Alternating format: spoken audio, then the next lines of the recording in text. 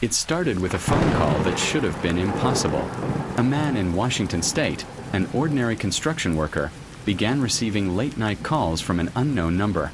Each time, the voice on the other end sounded exactly like his dead sister. When he tried blocking it, the calls started coming from payphones near the crash site where she died. What investigators later found would connect the calls to an unsolved accident that had been buried for years. This is the true story of the wrong number that never stopped calling. In a quiet neighborhood just outside Spokane, Washington, there lived a man named Evan Carter. He wasn't famous. He wasn't the kind of person who looked for trouble. He was a construction foreman, father of one, living in a modest blue house on a dead-end street. But if you asked anyone who knew him, they'd say something changed in Evan after the fall of 2017. They said he stopped answering his phone, stopped smiling, and every time the phone rang, even years later, he'd flinch. Because for 6 months, he got calls from a number that shouldn't have existed. And the voice on the other end sounded exactly like his dead sister. It began one Tuesday night. Evan had just come home from a double shift. His hands were sore, his phone battery low.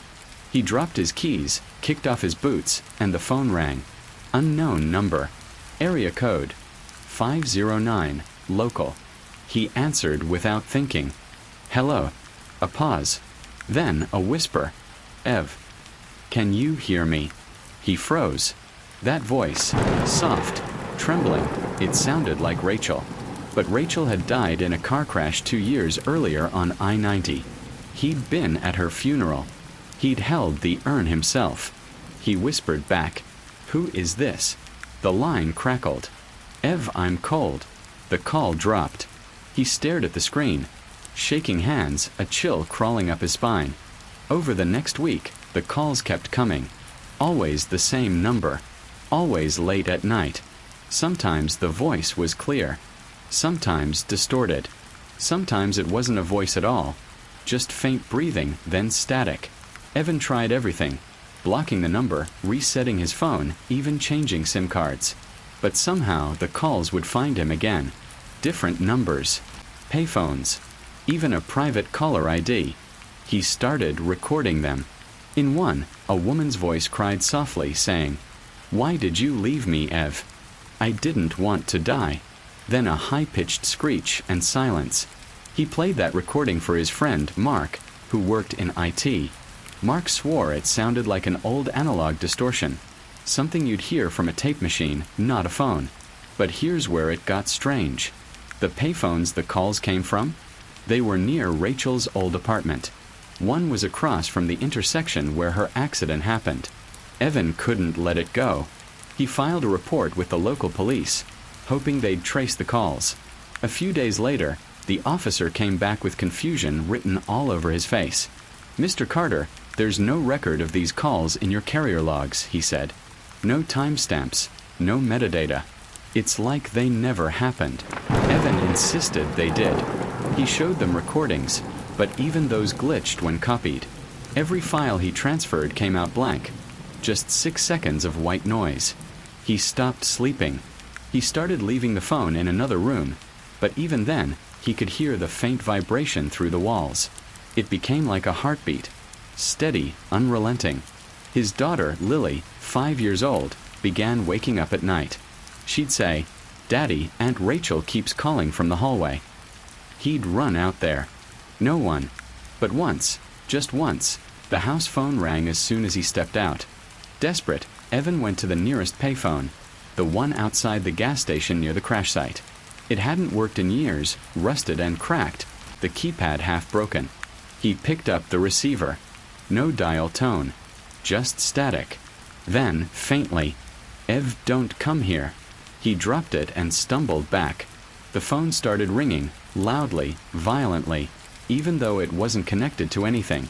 A customer from inside the gas station came running out, eyes wide. He heard it too. They stood there in the cold, staring at a disconnected payphone that wouldn't stop ringing.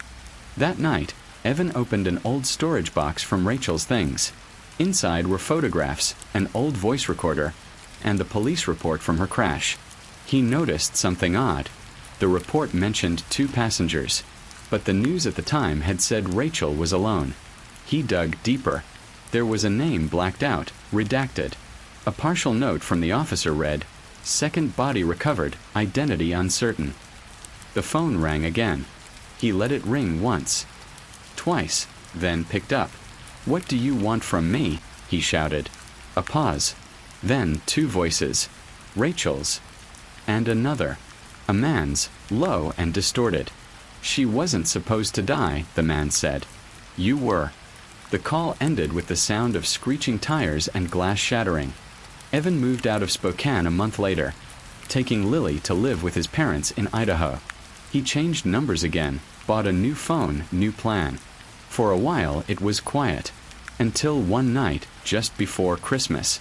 He came home to find an old rotary phone sitting on his porch. Dusty, cracked, but wired to nothing. The label on the base read, 509-347-***, the same number that had started it all. ***. He lifted the receiver. Static. Then Rachel's voice, gentle, like the night before her accident. "I tried to warn you, Ev. He's still here." Click. The line went dead. Months later, Evan received a call from a detective in Spokane. They'd reopened his sister's case after a new witness came forward, a tow truck driver. He admitted he'd been first on the scene the night of the crash. He saw two people in the car, Rachel, and a man in a construction jacket. The driver said he'd pulled Rachel out, but the man had vanished before paramedics arrived. Evan's stomach turned. He remembered lending his jacket to Rachel the day before she died. Was it him the driver saw, or someone else wearing his clothes? The detective said something else, too. The car radio was found playing an emergency signal, a dead frequency. The same frequency later linked to a string of phantom calls in the area. On the anniversary of Rachel's death, Evan returned to Spokane. He parked near the old highway, the same curve where her car had gone off the road. He left his phone on the dashboard, recording. At 3:14 a.m., the time of the crash, the phone lit up. Unknown number. He answered. The voice was faint, like it came from underwater. "Ev, please stop coming back." Then, through the static, he heard tires screech, and his phone camera caught headlights flashing behind him. A truck identical to the one in the crash photos passed slowly, then vanished into thin air. The recording ends there. To this day, the calls stopped, but Evan never uses a smartphone again. He keeps a landline, unplugged most of the time, just in case. He says he sometimes hears faint ringing in the walls at night. And once, his daughter asked him, "Daddy, if Aunt Rachel's in heaven, who keeps calling her phone?" Maybe it was a glitch. Maybe trauma. Or maybe the dead found a way to reach through static and finish the conversation that never ended.